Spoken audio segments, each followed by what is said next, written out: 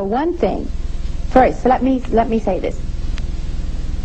How would you classify yourself? I mean, are you religious, or are you spiritual? Are you what somebody would say agnostic?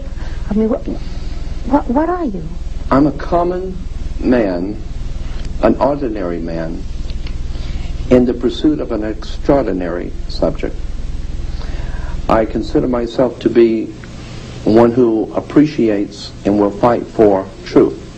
You are a truth seeker. Mm-hmm. Mm-hmm. I think that's probably the best way to term it. I am an extremely spiritual person in that I hold very, very high spiritual morals, ethics. I believe in a very powerful spiritual force that dominates and overshadows the world. Christians call it God. Others may call it something else, but I have a very high respect for spirituality. I have no time for religion as such. Anything that is organized by man, quite certainly, is not touching God. I think that we have a direct connection with our Creator, with that great spiritual God force in the universe. We don't need another man to intervene for us. Okay, so then, would you say that, let's say somebody might say, well, how dare you question the Bible? I mean, how dare you write a book like this? You must be a demon or something. Mm-hmm. How would you answer that? I would say the same thing has been said of Solomon Rushdie. How dare you question the Quran? How dare you question the Karl Marx in the Communist Manifesto, or Mao and the Little Red Book of Mao? How dare you question authority? I'm saying that the man that we read about in the New Testament, the one called Jesus, if he taught us nothing, it was to question authority. Because anytime you give away your spirituality and your authority, and you do it yourself, you know, no one comes and puts your hand behind your back and forces you to give up your spirituality and your individual freedom and your right to be a human being and decide for yourself. You do that yourself, and when you do that and you give up your sovereignty to the government, to the church, to a religion, to a book, to a concept, to anything, you are enslaving yourself. All I'm asking the public to do is do a little research. See if what I'm saying is wrong, and judge for yourself. Mm-hmm. I'm not advocating. I'm not running for a political position. I'm not trying to start my own church. What I would like to see done as a spiritual revolution in this country, where people say, just say no. Just say no to organized religion. Just say no to organized government. Just say no to tyranny. I don't care where it is and what color it is. Bigotry, ignorance, ill-informed stupidity. Just say no. From here on out, the point I'm making is that you need to do your homework. You need to study and find out where things came from. What happens? What happens when they do find out? What happens to those who their whole life has been the Bible? There's so many people who have, the Bible is what keeps them going every day. What will they have to replace it? Ask the Russians in Russia today. Ask the Russians in Russia today, what is it like when you find out that you've been hoodwinked, that your government was not the most powerful, the most wonderful government on earth, and now it has totally collapsed. Now what are you going to do?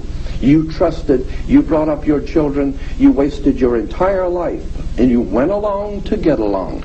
And now what happens? Your whole world is collapsing around you. And why? Because you didn't do your homework and you didn't stand up for what was right when you could have. You went along to get along.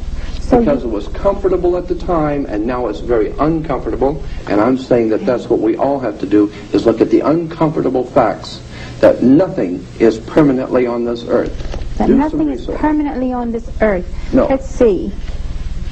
They have here Bible models, Bible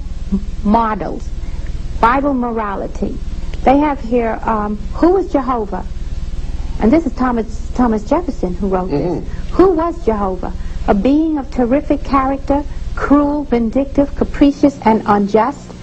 Then also, who was Abraham? An insane, barbarian patriarch who married his sister, denied his wife. Who was Jacob? Another patriarch who won God's love by deceiving his father, cheating his uncle, robbing his brother. This is Bible morality. Now understand, I didn't write that. Other authors are in the book. Okay. But the point I wish to make, one does not need to even read the book. Okay. One can all just read the Bible and read and put flesh on the things which happen in the Bible. This is in the Bible. Of course it is. This is in the Bible. Are you aware that there were 15? Now let me ask you something. Are you aware that there were 15 other major religions? This is history now. Okay. Not conjecture, history. There were 15 major theological religious movements in the world before Christianity that taught exactly the same identical story of a Messiah who came to the earth, who was born in a manger, who died on a cross, who had 12 apostles, who died with a crown of thorns. Are you aware that there were 15 major religions that had the same identical teachings of Christianity? Most people aren't.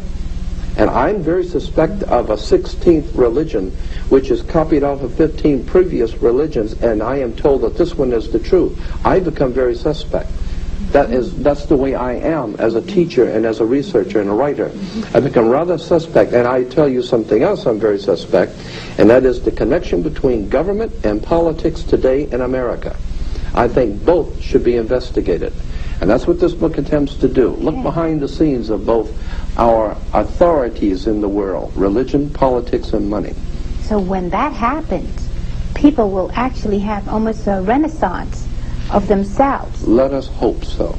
And a whole new type of person can come about. I think you will agree that that's what we need. Our country is in trouble.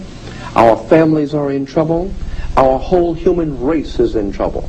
And basically we can boil it down to 3 problems we all share on this earth in common: religion, politics, and money.